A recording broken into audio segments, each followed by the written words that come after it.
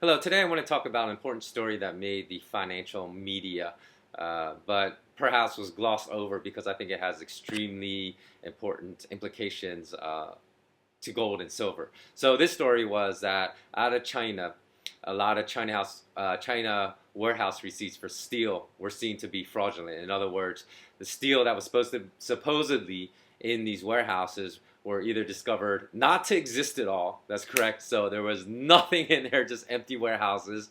When these warehouse receipts said they were stocked full of steel. Uh, that's number one. Number two, either owned entirely by another company, so could not be pledged as collateral, even though it was. Or number three, they said it was discovered to be pledged as collateral to multiple lenders. Again, so it could only be pledged as collateral to one lender, but they were pledging it as collateral to multiple lenders. Again, a fraudulent practice. Now, China produces 45% of the world's steel. So why this is important is because it has serious implications, I think, for gold and silver. Because as all of you know, have been following me for my blog since I've been blogging since 2006. I've repeatedly have urged people not to own the GLD or the SLV ETFs because of suspected fraud on my behalf. And the fraud that I've outlined, you can even go to my blog at www.theundergroundinvestor.com, and I'll post the link to the URL, either video description, so you can find it, or just Google it. You should be able to find it. I discussed the possible fraud of the SLV and GLD ETFs, and the reasons I gave were the exact three reasons that were exposed for the Chinese steel warehouse receipt fraud. Either the fraud I said that could be committed is either the metal's not there at all, it's either owned by another company, or it is pledged as collateral to multiple lenders. So once one lender or one owner takes possession, then all the other people that thought the metal was there are going to be out of luck. So it is quite ironic, I believe, that the exact possibilities I gave as being for the SLV and GLD to be fraudulent were actually exposed by Chinese warehouse receipts. Now, some people will say, oh, that's China, and there's going to be fraud.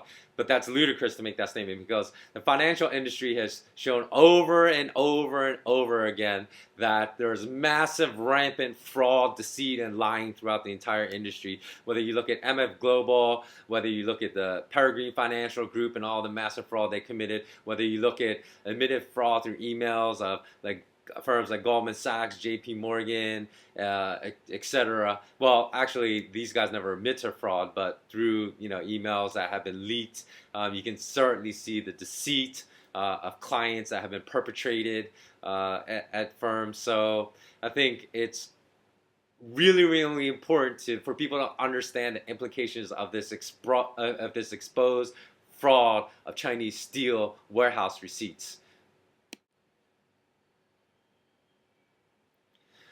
Now, let me review two statements by former Federal Reserve Chairman to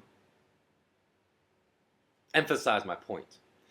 Okay, Paul Volcker, in a 2004 interview to the Nikkei Weekly, stated in response to rising gold prices in the early 1970s and to plummeting dollar valuations. Let me find the quote for you and I'll read it. He said, quote unquote, joint intervention in gold sales to prevent a steep rise in the price of gold, however, was not undertaken. That was a mistake. That was a direct quote from Paul Volcker. Okay, and Paul Volcker, as all of you know, is also appointed by current President Barack Obama as an economic advisor. So think about it. You have a chairman saying controlling and suppressing gold prices in the 1970s, the only other time we had a comparable monetary crisis to today, so it was a mistake. Now, Alan Greenspan, testifying to U.S. Congress in 1998, also made a comment. Let me find that quote and read it for you. He said, central banks stand ready to lease gold in increasing quantities should the price rise. So again, Alan Greenspan conveyed a desire to suppress the price of gold and to control it.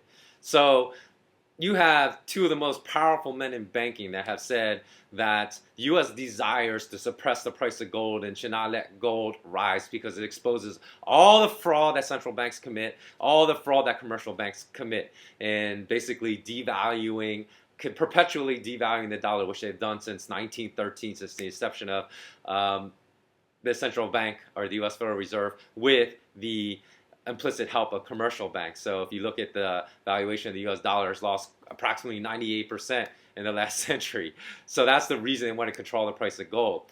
Now, understanding their desire, their explicit desire to suppress the price of gold, do you not think, I think it's incredibly naive not to think that central bankers would have devised a way to do this? And I say one of the reasons outside of fake paper derivatives like gold futures and silver futures, where they sell multiples amount of, like in 100-time multiples of amount of paper ounces of gold and silver than actually physically exist. The other way to do it, again, is through paper derivatives like the SLV and GLD. So I've always contended to people that they should never buy the GLD or the SLV because it is of my opinion that they may end up with nothing, because I think it's highly probable, if you look at the custodians of these two ETFs, HSBC being the custodian of the GLD and JP Morgan being the custodian of the SLV, that there is fraud being committed, and that if you buy either these ETFs, the SLV or GLD, to get exposure to precious metals, that in essence you're shooting yourself in the foot because it's a way to suppress the price of gold and silver. So you're buying it obviously, if you hold a long position in hopes that the price will go up, but in effect you're hurting everyone else that also has the same desire, because it's likely suppressing the price of gold and silver, because it's likely a mechanism has just been exposed in China with a China fake fraudulent China steel warehouse receipts, that this is probably a mechanism whereby the bankers have invented this to deliberately and expressly suppress the price of gold and silver. So again, I would always say to hold paper receipts is not the same as holding metal.